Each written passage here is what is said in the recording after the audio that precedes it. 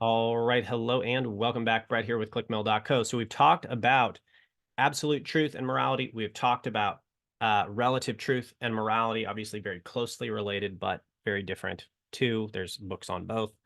Um, but moving here into how do we start debating, obviously, biblically, as believers, we're not going to align with this idea that you just get to make up morality and do whatever you want whenever you feel like it, which is exactly what this argument entails. And so, what we do in the most powerful way that we can debunk this idea of relative morality is to reduce their argument to the most absurd possible solution of it.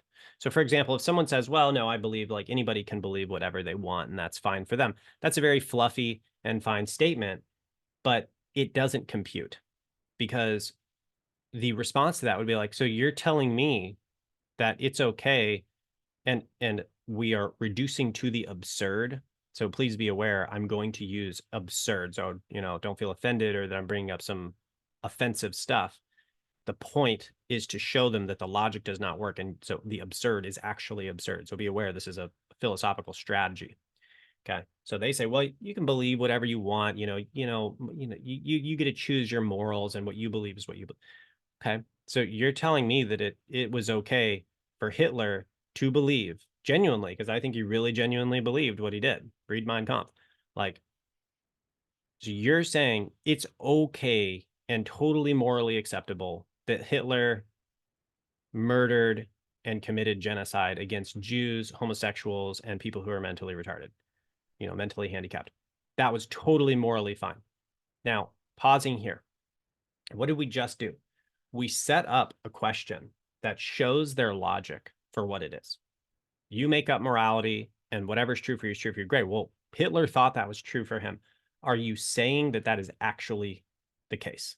Because now they're not talking about, well, it's true for me that, I can, get away with lying a little bit on how many hours I worked at work. It's like, okay, well, that's kind of hard to get to. But when you talk about the same exact logic and you put it to Hitler killing 6 million people, and then you ask them to align with their position again, they have two choices. They can either, one, say, yeah, Hitler was fine to do this stuff that any sane person knows is absolutely evil. Okay. So you can give them the option to show that they're unwilling to see reality for the way that it is, which is it's evil to murder in that way, no matter who you are. Or they can accept that morality is absolute, at least in that case, and say, well, actually, okay, hold on a second. I didn't mean that. Okay, tell me what you did mean. Because why would it be wrong if everybody can believe whatever morality they want and everybody gets to make it up? Why is Hitler's not okay? You just said Hitler doesn't get to make up his morality. Now they have to have a new standard other than the individual person.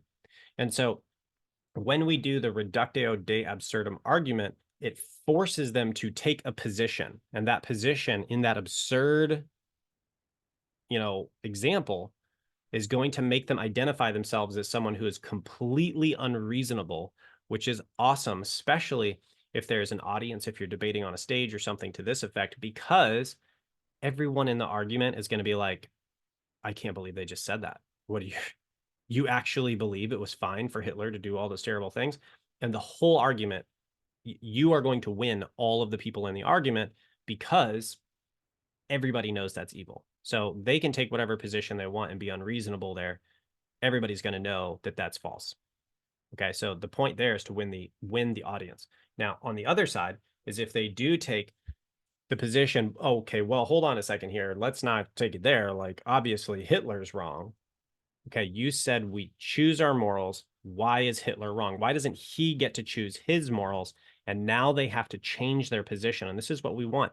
Because as soon as they change their position, we now have a foothold to continue changing that position. So they're, in this case, arguing for what's called individual moral relativism. Everybody gets to pick their morality. And now they have to say, well, okay, you don't just get to pick your morality. Really, there's a different defining quality for morality. And let's talk about that. It's like, okay, cool. Let's talk about that. Why was it wrong for him, but it's not wrong for you? And then we start shifting positions. And that's what we're going to go through in the next videos. In the next videos, in the next video, we're gonna go into individual moral relativism. And then after that, we're going to go into some other types of relativism that people are going to try to shift position into as you're having a conversation, and how to debunk each one as we break down relativism as a feasible option for truth and morality. I think you'll see as we go, it's a pretty weak position from a philosophical level and a moral level. And so this bridges from the moral argument. Anyway, in the next video, we're going to talk about individual moral relativism. I will see you there. God bless.